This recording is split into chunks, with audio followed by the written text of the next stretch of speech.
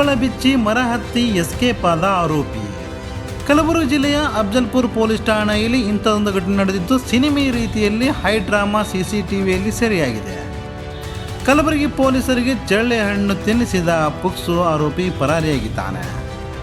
Afzalpur police ಠಾಣೆಗೆ ವಿಚಾರಣೆಗೆ ಕರೆತರಲಾಗಿದ್ದ ಪುಕ್ಸೋ ಪ್ರಕರಣದ ಆರೋಪಿಯೊಬ್ಬ ಬುಧವಾರ ನಸುಕಿನ ಜಾವ ಪೊಲೀಸರಿಗೆ ಕಣ್ಣಿಗೆ ಮಣ್ಣೆರಚಿ ಠಾಣೆಯಿಂದಲೇ ಪರಾರಿಯಾಗಿದ್ದಾನೆ.